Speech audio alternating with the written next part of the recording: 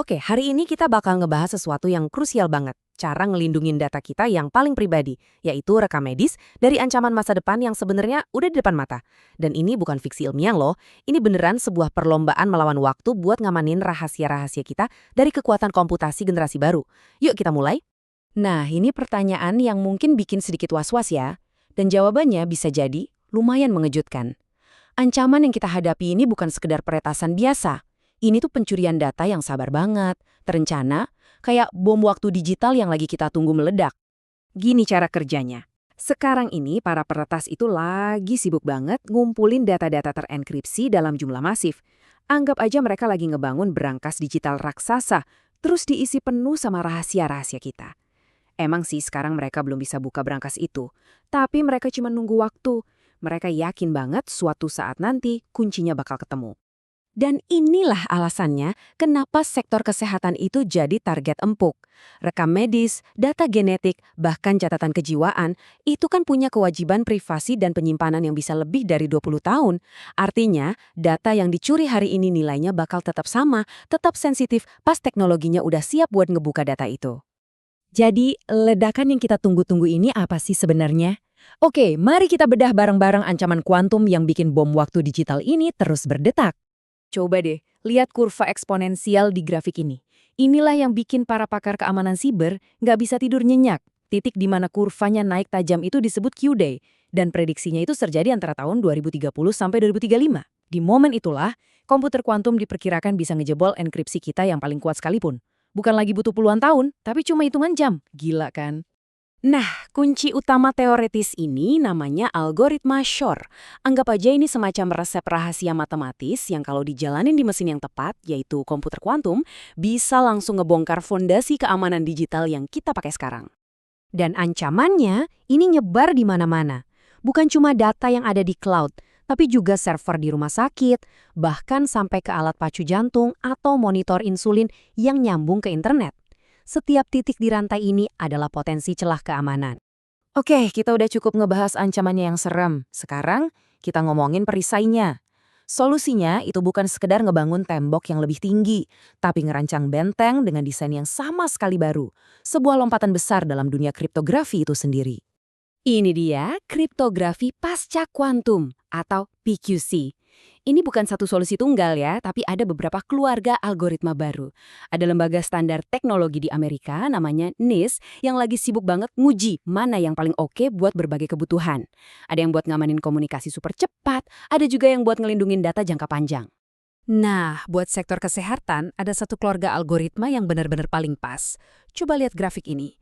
Algoritma berbasis lattice itu ada di sweet spot, titik temu sempurna antara kecepatan tinggi dan konsumsi energi yang rendah. Ini penting banget buat aplikasi kayak telemedicine atau pemantauan pasien kritis, di mana setiap milidetik itu berharga banget.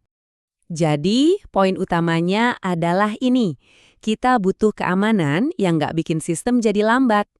Algoritma berbasis lattice ini ngasih keseimbangan yang pas banget, menjadikannya pilihan paling ideal buat ekosistem kesehatan masa depan yang serba terhubung.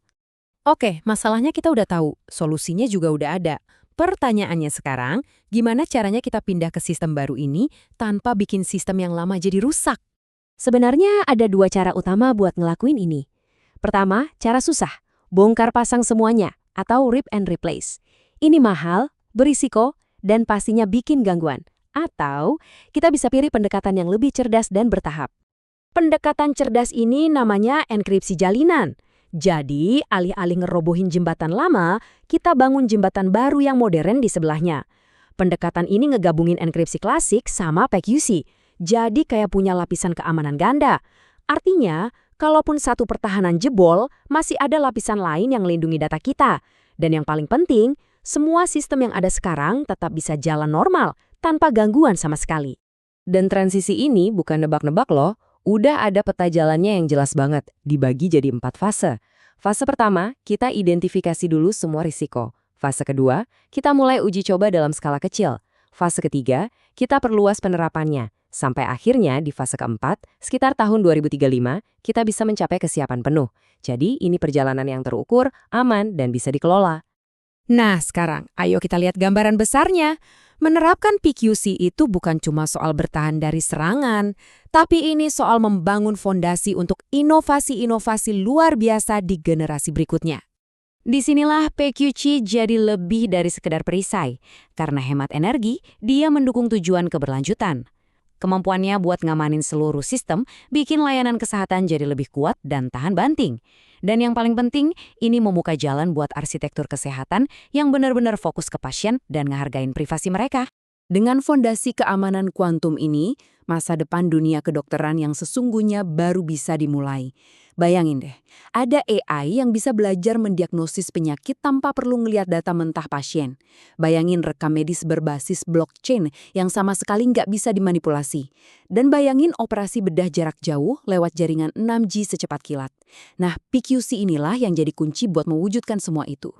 Jadi, apa yang harus kita lakuin sekarang? Waktunya buat bertindak itu ya sekarang. Organisasi kesehatan perlu mulai dengan ngedata semua aset kriptografi mereka, ngebentuk tim khusus buat mimpin transisi ini, dan yang paling penting, secepatnya mulai proyek percontohan dengan sistem hibrida. Pada akhirnya, inilah pertanyaan yang harus kita semua jawab. Kita lagi merancang sistem kesehatan buat puluhan tahun ke depan. Jadi, memastikan fondasi digitalnya aman bukan cuma dari ancaman hari ini, tapi juga ancaman di masa depan itu bukan lagi sebuah pilihan, tapi sebuah keharusan.